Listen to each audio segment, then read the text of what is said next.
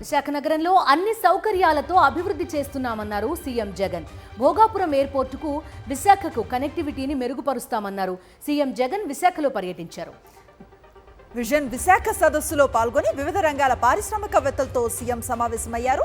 అనంతరం PM పాలెంలోని Vizag convention సెంటర్లో ఉపాధి పొందిన యువతతో భేటీ అయ్యారు. పర్యటనలో భాగంగా నగరంలో పలు అభివృద్ధి కార్యక్రమాలకు శంకుస్థాపనలు, ప్రారంభోత్సవాలు చేశారు. ఆ తర్వాత హెలికాప్టర్ నుంచి భోగాపురం ఎయిర్పోర్టు పనులను సీఎం జగన్ పరిశీలించారు.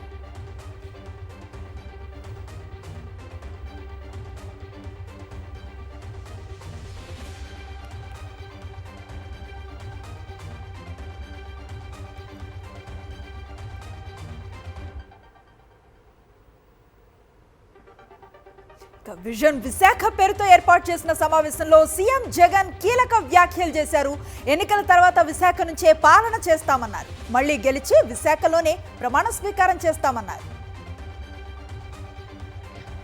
Would have to develop. I'm assuring you, we have court cases going on, we have so many people trying to oppose everything. But I'm assuring you, post-election, my stay would be in Vizag.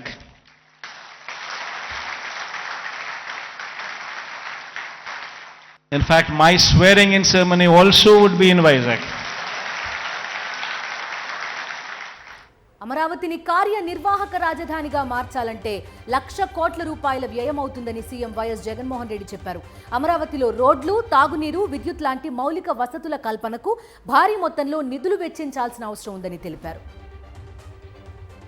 Amaravati is on a virgin land, 50,000 acres of barren land. Nothing there. And according to them, just to provide for the basic infrastructure, that is these roads, the water, electricity, and these kind of basic infrastructure alone, according to their own calculations, with the DPR that they have produced, costs almost about 1 lakh investments, 1 lakh crores of money, which would have to be put in. Quality ఎడ్యుకేషన్తోనే మన పిల్లలకు మంచి భవిష్యత్తు ఉంటుందన్నారు CM Jagan. ఆ దిశగానే అడుగులు వేశామన్నారు. Skill డెవలప్మెంట్లో శిక్షణ పొందిన యువతీ యువకులకు ఉద్యోగాలు కల్పించడం కోసం వివిధ కంపెనీలతో రాష్ట్ర ప్రభుత్వం ఎంఓయూ కుదుర్చుకుంది. అనంతరం ఉపాధి పొందిన యువతతో సీఎం జగన్ సమావేశమయ్యారు. విశాఖలో పర్యటించిన CM Jagan PM Palem Vizag convention సెంటర్లో యువతకు భవిత పేరుతో కొత్త కార్యక్రమాన్ని ప్రారంభించారు. యువతలో నైపుణ్యం పెంపొందించడానికి ఈ కార్యక్రమాన్ని చేపట్టినట్లు తెలిపారు.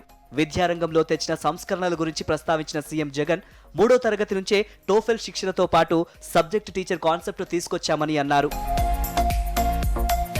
చదువులన్నీ జాబ్ ఓరియంటెడ్ గానే ఉండాలన్న సీఎం జగన్ అందుకోసమే చదువుల్లో క్వాలిటీ పెంచుతున్నామని చెప్పారు. క్వాలిటీ చదువుల కోసం కరికులంలోనూ మార్పులు తీసుకొస్తున్నామన్నారు. స్కూల్ నుంచి కాలేజీ వరకు ఇవే అడుగులు వేస్తామని సీఎం జగన్ తెలిపారు. 2019కి ముందు అక్రిడియేషన్ పొందిన ఐటీఐ కాలేజీ ఒకటి ఉండేదని, ఇప్పుడు 32 ఐటీఐ కాలేజీలు అక్రిడియేషన్ పొందాయని గుర్తు చేశారు. రాబోయే రోజుల్లో ప్రతి నియోజకవర్గంలో స్కిల్ హబ్ తీసుకొస్తామన్నారు సీఎం జగన్. అలాగే ప్రతి జిల్లా కేంద్రంలో స్కిల్ కాలేజీ ఏర్పాటు చేస్తామన్నారు. స్కిల్ యూనివర్సిటీని కూడా ఏర్పాటు చేస్తామన్నారు. ప్రతి నియోజకవర్గంలోనూ ఒక స్కిల్ హబ్, ప్రతి జిల్లా హెడ్ క్వార్టర్స్లోనూ ఒక స్కిల్ కాలేజ్, వీటి అన్నిటికీ పైన ఒక స్కిల్ యూనివర్సిటీ. ఆ స్కిల్ యూనివర్సిటీ కోర్సులు డైనమిక్గా డిజైన్ చేస్తూ ఉంటుంది, ఇండస్ట్రీతో మాట్లాడుతూ ఉంటుంది, ఇండస్ట్రీని కోర్సుల్లోకి తీసుకొస్తుంది, కాలేజీల్లో భాగస్వామ్యం చేస్తుంది. వాళ్ళ అవసరాల మేరకు, తగు అవసరాల మేరకు కోర్సుల్లో మార్పులు తీసుకొని వస్తూ వాళ్ళు డిజైన్ చేసిన కోర్సులు స్కిల్ కాలేజెస్ నుంచి స్కిల్ హబ్స్ దాకా. నైపుణ్య శిక్షణతో ఏపీలో మరో 50,000 మందికి ఉపాధి అవకాశాలు లభిస్తాయన్నారు. చదువు పూర్తయ్యాక ఉద్యోగం వచ్చేలా మార్పులు తీసుకురాబోతున్నట్లు సీఎం జగన్ తెలిపారు. విశాఖలో ఆర్థిక శాఖ భవన సముదాయాన్ని మంత్రి బుగ్గన రాజేంద్రనాథ్ ప్రారంభించారు. జిల్లా పరిషత్ జంక్షన్ వద్ద నిర్మించిన ఈ 4 అంతస్తుల భవనంలో వివిధ ప్రభుత్వ శాఖల కార్యాలయాలు కొనసాగనున్నాయి. భవిత ద్వారా విద్యార్థులకు, పరిశ్రమలకు అవసరమైన నైపుణ్యాలు అందించాలని సీఎం జగన్ ఆలోచన అని చెప్పారు బుగ్గన.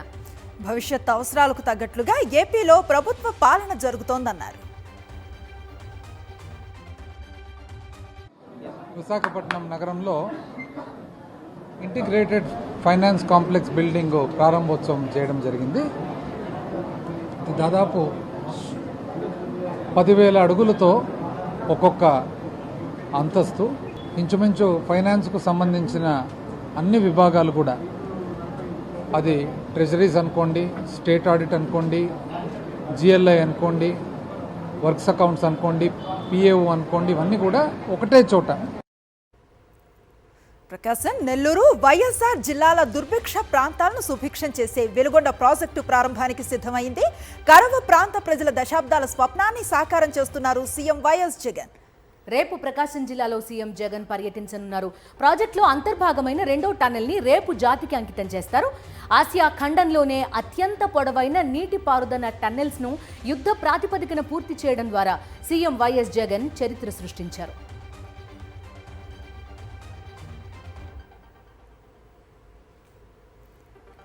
చంద్రబాబుకు అనుకూలంగా సర్వేలు లేవన్నారు వైఎస్ఆర్సీపీ ప్రధాన కార్యదర్శి సజ్జల రామకృష్ణారెడ్డి.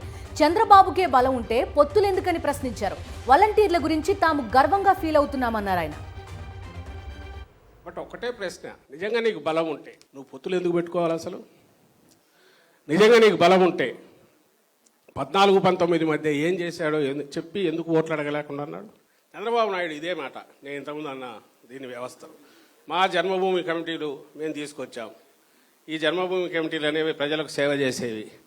సో మళ్ళీ మేము ఇస్తే జన్మభూమి కమిటీలు తెస్తాం, ఓట్లు వేయండి అని అడగగలడా? మనమేమో వాలంటీర్లు చెప్తాం, తను చెప్పట్లేదే. నేను వాలంటీర్లనే కంటిన్యూ చేస్తానంటున్నాడు. ఎందుకు చెప్పలేకపోతున్నాడు? ఎన్ని పార్టీలు కలిసి పోటీ చేసినా వచ్చే ఎన్నికల్లో వైఎస్ఆర్సీపీ విజయాన్ని ఎవ్వరూ ఆపలేరన్నారు మంత్రి పెద్దిరెడ్డి రామచంద్రారెడ్డి. చిత్తూరులో పర్యటించిన ఆయన 30 లక్షల వ్యయంతో నిర్మించే ఉద్యానవనానికి భూమి పూజ చేశారు. తాము ఏ పార్టీతోనూ పొత్తు పెట్టుకునేది లేదని, సింగిల్గానే పోటీ చేస్తామన్నారు మంత్రి పెద్దిరెడ్డి. ఒంటరిగా పోటీ చేస్తాము, దానికి తోడు మా నాయకులు కానీ కార్యకర్తలు కానీ సింహం సింగిల్గా వస్తుందని చెప్పి చెప్తారు. అదేవిధంగా విజయానంద రెడ్డి కూడా ఇక్కడ సింగిల్గానే వస్తాడు. ఎంతమంది వ్యక్తులు తెలుగుదేశం పార్టీలో చేరినా నష్టం లేదు. విజయం సాధించబోయేది వైఎస్ఆర్ కాంగ్రెస్ పార్టీ. ఇక్కడ పార్లమెంటుకు కానీ శాసనసభకు కానీ అత్యధిక మెజారిటీ సాధిస్తాం. ఈనాడుపై మాజీ మంత్రి బాలినేని శ్రీనివాసరెడ్డి సీరియస్ అయ్యారు. ఊరు పేరు లేని పాంప్లెట్ ఆధారంగా ఈనాడు తప్పుడు వార్తలు రాస్తోందని మండిపడ్డారు. మరోసారి నిరాధారమైన వార్తలు రాస్తే పరువు నష్టం దావా వేస్తానని హెచ్చరించారు. ఒంగోలు పార్లమెంట్ స్థానంలో చెవిరెడ్డి భాస్కర్ రెడ్డి భారీ మెజారిటీతో గెలవబోతున్నారని స్పష్టం చేశారు బాలినేని శ్రీనివాసరెడ్డి. ఒక పార్టీలో ఉండి తండ్రి పాలు తాగి రొమ్ము కుదిరట్టు అవుతుంది. ఖచ్చితంగా అందరు కూడా చెప్తారు, నాకు ఎవరికి ఓట్లు వేస్తారో ఆయన కూడా ఓట్లు వేసాల్సిన కార్యక్రమం ప్రతి ఒక్కరు కూడా చేయగలుగుతారని కూడా తెలియజేసుకుంటా ఉన్నా. పార్టీ అనేది ఇంపార్టెంట్. దాన్ని బట్టి ఇట్లాంటి ఎదవలు రాసి సర్క్యులేట్ చేయటం, మరి ఆ ఎదవ పాంప్లెట్ ఎవడో పేరు రాయకుండా ఉంటే పేపర్లో రాయటం, ఆ ఈనాడు పేపర్ మీద పరువు నష్టం దావ కూడా వేస్తాను. ఇట్లాంటి కార్యక్రమం చేస్తే చంద్రబాబుకు ఎమ్మెల్యే తోపుదుర్తి ప్రకాష్ రెడ్డి సవాల్ విసిరారు. తనకు 500 కోట్ల రూపాయలు ఆస్తులున్నట్లుగా నిరూపిస్తే చంద్రబాబుకు రాసిస్తానని, ఆ 500 కోట్లను మీరే రాప్తాడు నియోజకవర్గం ప్రజలకు పంచండని సవాల్ విసిరారు. పరిటాల కుటుంబ ఆస్తులపై చంద్రబాబు ఎందుకు మాట్లాడరని ప్రశ్నించారు. మీ రా కదలిరా సభకు సంబంధించినటువంటి ఒక అనౌన్స్మెంట్ జరిగిన రోజు కూడా మాట్లాడినా, స్వాగతించిన. కానీ వచ్చేటప్పటికి నీవు చేస్తున్న ఆరోపణలను నిరూపించుకునే అవకాశం నీకు ఇచ్చిన, నా ఆస్తులన్నీ నీకు అప్పచెప్పుతాను, అమ్మి 500 కోట్లు నా నియోజకవర్గంలో రాప్తాడు నియోజకవర్గంలో పంచు. 1,00,000 కుటుంబాలు ఉన్నాయి, కుటుంబానికి 50,000 రూపాయలు లెక్కన పంచు. నాకు చిల్లిగవ్వ కూడా అక్కర్లేదు. కాకినాడ జిల్లా పిఠాపురం నియోజకవర్గం వైఎస్ఆర్సీపీ ఆధ్వర్యంలో మేము సిద్ధం మా బూత్ సిద్ధం కార్యక్రమం జరిగింది. ఇందులో పిఠాపురం వైఎస్ఆర్సీపీ ఇన్ఛార్జ్ వంగ గీత, కాకినాడ పార్లమెంట్ ఇన్ఛార్జ్ చలమలశెట్టి సునీల్ పాల్గొన్నారు. ఈ సందర్భంగా పవన్ కళ్యాణ్ కు పిఠాపురంపై అవగాహన లేదని, ఆయన పిఠాపురం వస్తే టూరిస్టులు వస్తారని ఆరోపించారు చలమలశెట్టి సునీల్. పవన్ కళ్యాణ్ గారు ఇక్కడికి వచ్చిన టూరిస్ట్ గా వస్తారు చెప్తే ఆయనకి ఏదో ఇక్కడ ఈ ప్రాంతం మీద లేకపోతే ఒక అవగాహన లేని వ్యక్తిగా మేము గీత గారు అంటే ఈ ప్రాంతం అంతా కూడా గత ఎన్నో సంవత్సరాల నుంచి ఈ ప్రాంతాల్లో ఎన్నో అభివృద్ధి కార్యక్రమాలు చేసిన వ్యక్తిగా, ఇక్కడ ఉన్న పూర్తి అవగాహన ఉన్న వ్యక్తులుగా, ఓటర్స్ గా ఈ ప్రాంతంలో గీత గారికి ఎవరైనా అయితే డీసెంట్ మెజారిటీ వస్తుంది, పవన్ కళ్యాణ్ గారికి అయితే ఇంకా బ్రహ్మాండమైన మెజారిటీ వస్తుంది అని చెప్పి కూడా మీ అందరికీ తెలియదు. ఏపీ మంత్రివర్గం నుంచి గుమ్మనూరు జయరాంను బర్తరఫ్ చేసింది వైఎస్ జగన్ ప్రభుత్వం. ముఖ్యమంత్రి సిఫార్సు మేరకు గవర్నర్ మంత్రి గుమ్మనూరును బర్తరఫ్ చేశారు. దీనికి సంబంధించిన గెజెట్ నోటిఫికేషన్ను కూడా విడుదల చేశారు. మంత్రి పదవికి రాజీనామా చేయకుండానే టీడీపీలో చేరారు గుమ్మనూరు జయరాం.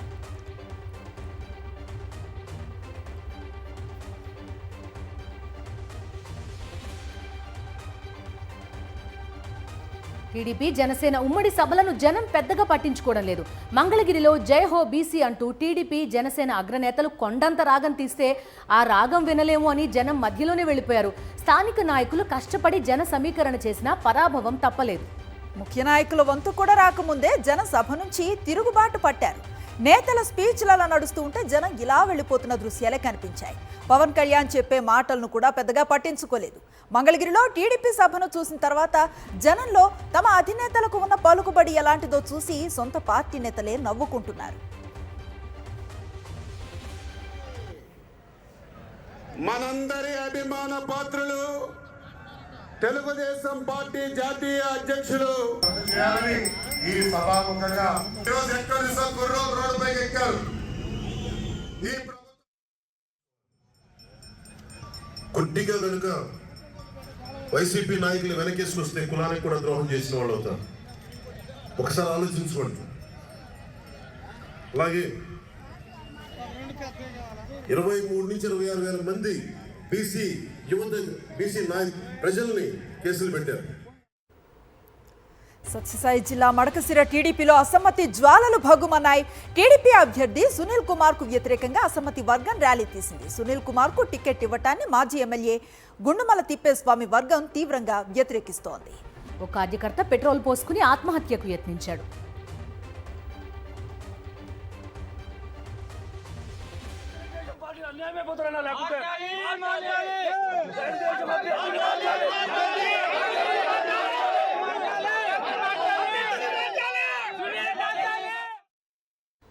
తెలంగాణలో రెండో రోజు పర్యటించారు ప్రధాని నరేంద్ర మోదీ. సంగారెడ్డి జిల్లాలో 9,021 కోట్ల విలువైన అభివృద్ధి కార్యక్రమాలకు శంకుస్థాపనలు, ప్రారంభోత్సవాలు చేశారు.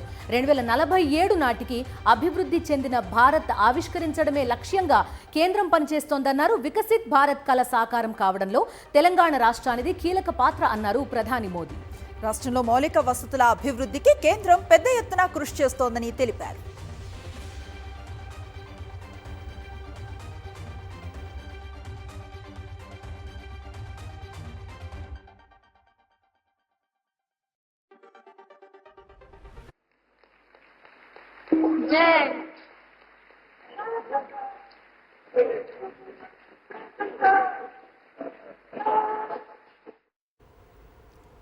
తెలంగాణలో కాంగ్రెస్ బీఆర్ఎస్ పార్టీలది కుంభకోణాల బంధం అన్నారు ప్రధాని నరేంద్ర మోదీ.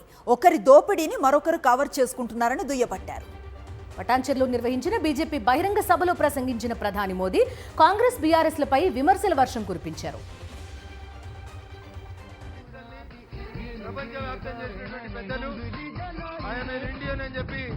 గర్వంగా ప్రపంచంలో ఎక్కడున్న భారతీయుడైనా ఐఎమ్ ఎన్ ఇండియన్ అని గర్వంగా చెప్పుకునే రీతిలో చెప్పినటువంటి గొప్ప నాయకుడు మోడీ గారి నాయకత్వం, మోడీ గారి నాయకత్వం, నరేంద్ర మోడీ గారి నాయకత్వం. జై శ్రీరామ్. कि बीआरएस हो या कांग्रेस, दोनों एक जैसी ही पार्टियां हैं. एक ही सिक्के की दो बाजू हैं. बीआरएस कांग्रेस में गठबंधन है कि नहीं है वो तो तेलंगाना वाले बताएंगे, लेकिन दुनिया को ये पता है कि बीआरएस और कांग्रेस के बीच घोटाला बंधन बहुत मजबूत है. పార్లమెంట్ ఎన్నికల ముందు తెలంగాణలో రాజకీయాలు వేగంగా మారిపోతున్నాయి. విజయమే లక్ష్యంగా బీఆర్ఎస్ కొత్త పొత్తులతో కథన రంగంలోకి దూకుబోతోంది. బీఎస్పీతో బీఆర్ఎస్ పొత్తు ఖరారైంది. ఇరు పార్టీలు త్వరలోనే తమ విధి విధానాలను ఖరారు చేయనున్నట్లుగా తెలుస్తోంది. పార్లమెంటు ఎన్నికల కోసం తెలంగాణలో బీఆర్ఎస్ బీఎస్పీ పొత్తు ఖరారైంది. కలిసి పోటీ చేయాలని ఇరు పార్టీల నేతలు నిర్ణయించుకున్నారు. ఈ మేరకు సీఎం కేసీఆర్ బీఎస్పీ రాష్ట్ర అధ్యక్షుడు ఆర్ఎస్ ప్రవీణ్ కుమార్ సమావేశమై పొత్తుపై చర్చించారు. బీఆర్ఎస్ బీఎస్పీ చాలా అంశాల్లో కలిసి పనిచేసిందని, అందుకే లోక్సభ ఎన్నికల్లో కలిసి పోటీ చేయాలని నిర్ణయించినట్లు కేసీఆర్ అన్నారు. సీట్ల పంపకాలపై త్వరలోనే ప్రకటన చేస్తామన్నారు కేసీఆర్. వచ్చే పార్లమెంట్ ఎన్నికలలో తెలంగాణ రాష్ట్రంలో బీఆర్ఎస్ బీఎస్పీ కలిసి పనిచేయాలని చెప్పి నిర్ణయించుకున్నాం. మిగతా విషయాలు మీకు కావాల్సిన లెక్కలన్నీ రేపు నుండి చెప్తాం. తప్పకుండా కొన్ని సీట్లు వాళ్ళు పోటీ చేయాల్సిందే, కొన్ని సీట్లు మేము పోటీ చేయాల్సిందే. ఒకసారి అలయన్స్ అనుకున్న తర్వాత గౌరవప్రదంగానే ఉంటుంది కదా. సో వీళ్ళు తెలియదు, మీకు కూడా సస్పెన్స్ ఉండదు కదా. నేను ఇంకా తనతో మాట్లాడలేదు. ప్రవీణ్ గారు మాట్లాడి ఓకే చేసుకొని మళ్ళీ నాతో మాట్లాడారు. నేను రేపట్ల మాట్లాడతాను. అయితే తెలంగాణను కాపాడేందుకే బీఆర్ఎస్తో పొత్తు పెట్టుకుంటున్నామని ఆర్ఎస్ ప్రవీణ్ కుమార్ అన్నారు. బీజేపీ కాంగ్రెస్తో రాజ్యాంగానికి ముప్పు ఉందన్న ఆయన ఆ రెండు పార్టీలను కట్టడి చేయాల్సిన అవసరం ఉందన్నారు. ఈ తెలంగాణలో ఈ రాజ్యాంగానికి ప్రమాదం ఏదైతుందో, లౌకికత్వానికి ఏదైతే ప్రమాదం ఉందో, ఈ బీజేపీ నుంచి తర్వాత మరి ఈ మధ్యనే కాంగ్రెస్ కూడా మరి బీజేపీ లాగానే మారుతూ ఉన్నది. ఈ రెండు పార్టీల నుంచి ముప్పు నుండి మరి తెలంగాణను కాపాడడం కోసం మేము అంటే బహుజన్ సమాజ్ పార్టీ మరి భారతీయ రాష్ట్ర సమితితో కలిపి మరి పార్లమెంట్ ఎలక్షన్లలో కలిసి పనిచేయాలని ఇప్పుడే మరి పెద్దలు గౌరవనీయులు కేసీఆర్ గారి దగ్గర మరి మాట్లాడడం జరిగింది. మొత్తానికి బీఆర్ఎస్ బీఎస్పీ పొత్తు తెలంగాణ రాజకీయాల్లో చర్చనీయాంశంగా మారింది. అయితే సీట్ల పంపకాల విషయంలో ఎలాంటి నిర్ణయాలు ఉండబోతాయన్నది ఇప్పుడు సర్వత్రా ఆసక్తిగా మారింది. హైదరాబాద్లోని ఎస్ఐబి ఆఫీస్లో రికార్డులు మాయం చేసిన ప్రణీత్ రావు కేసులో సంచలన విషయాలు వెలుగులోకి వస్తున్నాయి. సీసీ కెమెరాలను ఆఫ్ చేసి ప్రణీత్ రికార్డులను మాయం చేసినట్లుగా తేలింది. 42 హార్డ్ డిస్కులను రిమూవ్ చేశారు ఆయన. ఎస్ఐబి ఆఫీస్ లాకర్ రూమ్లో ఉన్న ల్యాప్టాప్, హార్డ్ డిస్క్లు ధ్వంసం చేసినట్టుగా తేలింది. కీలక నేతలకు చెందిన phone tapping data, call data record, IMEI నంబర్లను ధ్వంసం చేశారు. డేటాబేస్లో ఉన్న మొత్తం డేటాని రిమూవ్ చేశారు.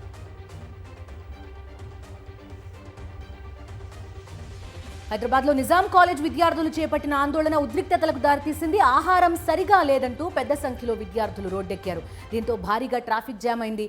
భోజనం పాత్రలు రోడ్డుపై పెట్టి విద్యార్థులు నిరసన తెలిపారు.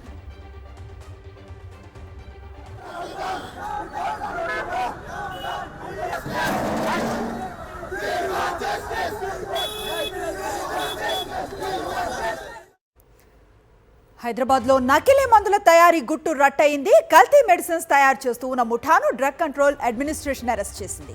మెగ్ లైఫ్ ఫినాన్స్ కంపెనీ పేరుతో మార్కెట్లోకి వస్తున్న మెడిసిన్స్ నకిలీవని DCA గుర్తించింది. మెడిసిన్లో చాక్ పౌడర్, గంజి వాడినట్టుగా నిర్ధారించింది. మొత్తం 33 లక్షల విలువైన మెడిసిన్స్ని సీజ్ చేసింది. మెగా లైఫ్ సైన్సెస్ కంపెనీ పేరుతో వచ్చే మెడిసిన్స్ అన్ని ఆపేయాలని DCA ఆదేశించింది. ఈ టాబ్లెట్స్తో ఆరోగ్యానికి హానికరమని హెచ్చరించింది.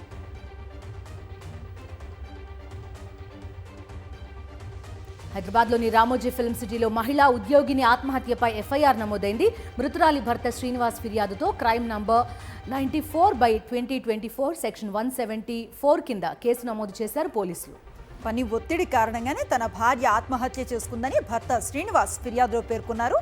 2 రోజులుగా ఆఫీస్లో పని కారణంగా ఒత్తిడికి లోనవుతున్నట్లుగా తన భార్య తనకు చెప్పిందని తెలిపారు. పని ఒత్తిడి చేస్తూ తన భార్య మృతికి కారణమైన వారిపై తగు చర్యలు తీసుకోవాలని ఫిర్యాదులో పేర్కొన్నారు.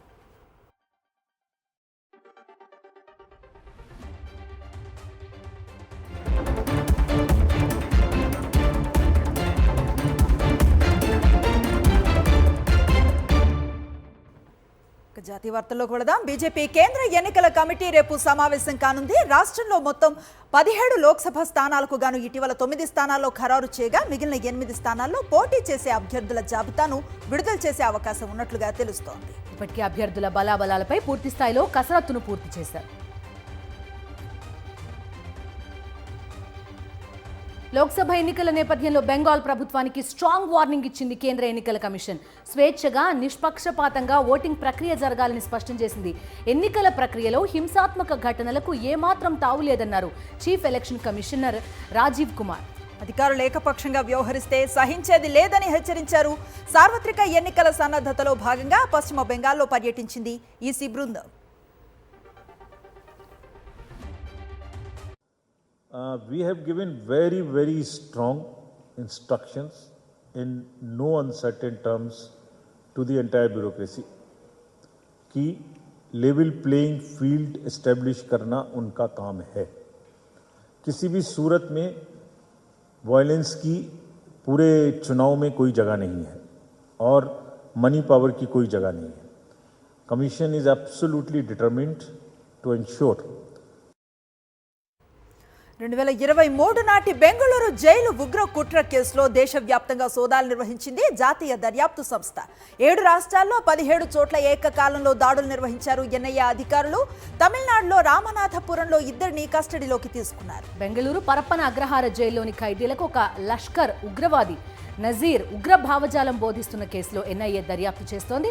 బెంగళూరు రామేశ్వరం కేఫ్లో ఐఈడీ పేలుడు ఘటన నేపథ్యంలో ఉగ్ర కుట్ర కేసులో ఎన్ఐఏ తనిఖీలు ప్రాధాన్యత సంతరించుకున్నాయి.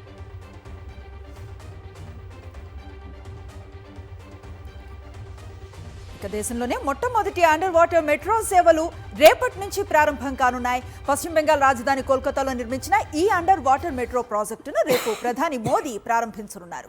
కోల్కతా మెట్రో ఈస్ట్ వెస్ట్ కారిడార్లో భాగంగా హుగ్లీ నది అడుగున ఈ టన్నెల్ను నిర్మించారు. మొత్తం 16.6 కిలోమీటర్ల మెట్రో లేన్లో 4.8 కిలోమీటర్ల సెక్షన్ నీటి అడుగున చేపట్టినట్లుగా తెలిపారు రైల్వే అధికారులు.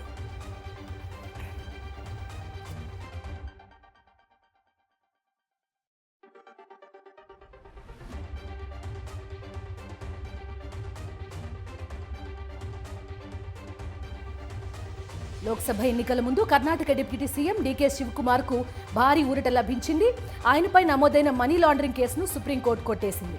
పన్ను ఎగవేత, హవాలా లావాదేవీల ఆరోపణలతో డీకే శివకుమార్ పై మోపిన అభియోగాలు పీఎంఎల్ఏ నిబంధనలకు అనుగుణంగా లేవని పేర్కొంది. ఈ కేసుకు సంబంధించి 2019 సెప్టెంబర్లో డీకేను అరెస్టు చేసింది ఈడీ.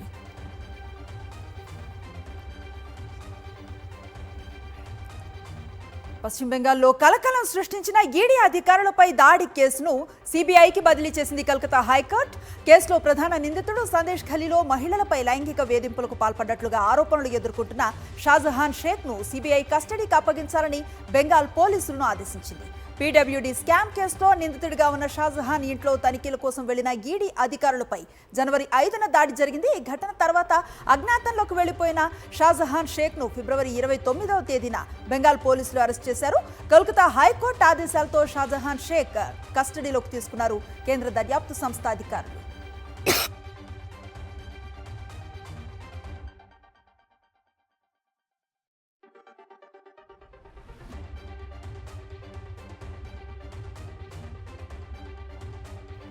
రామజన్మభూమి అయోధ్యలో భక్తుల రద్దీ కొనసాగుతోంది.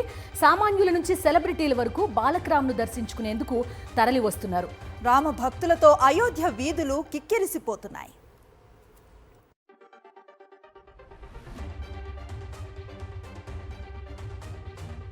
కృత్రిమ మేధ చాట్ జీపీటీ ప్లాట్ఫామ్లో ఓపెన్ ఏఐ మరో ఫీచర్ను ప్రవేశపెట్టింది. రీడ్ ఏ లౌడ్ పేరిట వచ్చిన ఈ ఫీచర్ సమాధానాలను బయటకు పెద్దగా చదువుతుంది. ఫోన్ చూసి టెక్స్ట్ చదవలేని పరిస్థితుల్లో ఉన్నప్పుడు ఇది ఉపయోగకరంగా ఉంటుంది. వెబ్ వెర్షన్తో పాటు ఐఓఎన్ ఆండ్రాయిడ్ యాప్స్లోనూ ఇది అందుబాటులోకి వచ్చింది. రీడ్ ఏ లౌడ్ ఫీచర్ GPT-4, GPT 3.5 మోడల్స్లో పనిచేస్తుంది. మొత్తం 37 భాషల్లోని టెక్స్ట్ను ఇది చదవగలదు. భాషను తనకు తానే గుర్తించగలుగుతుంది.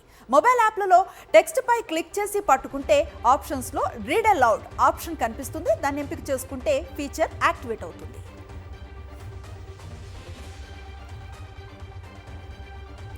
అంతర్జాతీయ మార్కెట్ల నుంచి వచ్చిన నెగిటివ్ ట్రెండ్స్తో స్టాక్ మార్కెట్స్ నష్టాల్లో ముగిశాయి. సెన్సెక్స్ 195 పాయింట్ల నష్టంతో 73,677 పాయింట్ల వద్ద ముగిసింది.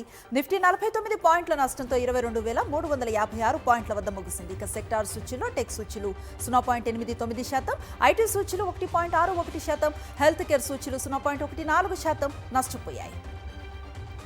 ఇక నిఫ్టీ టాప్ గెయినర్స్ లిస్టులో టాటా మోటార్స్ 3.59%, భారతీ ఎయిర్టెల్ 3.13%, బజాజ్ ఆటో 1.74% లాభపడ్డాయి. నిఫ్టీ టాప్ లూజర్స్ లిస్టులో బజాజ్ ఫినాన్స్ 4.08%, నెస్లే ఇండియా 2.03% నష్టపోయాయి. దేశంలో బంగారం ధరలు స్వల్పంగా పెరిగాయి. హైదరాబాద్లో 10 గ్రాముల 22 క్యారెట్ల బంగారం 59,450 రూపాయలు, 24 గ్రాముల 10 గ్రాముల ధర 64,850 రూపాయలు ఉంది. విజయవాడలో 10 గ్రాముల 22 క్యారెట్ల బంగారం 59,450 రూపాయలు.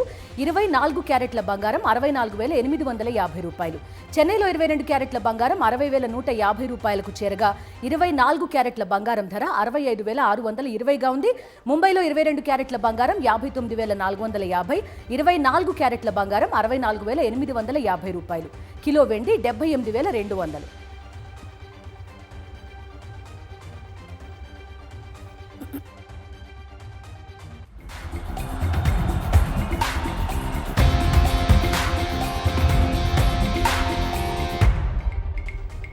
స్పోర్ట్స్ డీటెయిల్స్ లోకి వద్దాం. సన్ రైజర్స్ హైదరాబాద్ కొత్త కెప్టెన్ గా పాట్ కమిన్స్ నియమించింది యాజమాన్యం.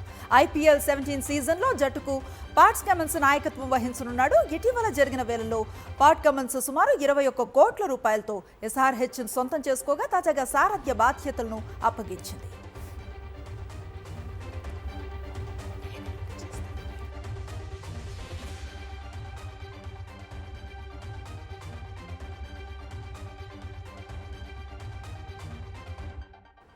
ఇవి నాన్ స్టాప్ న్యూస్ అప్డేట్స్.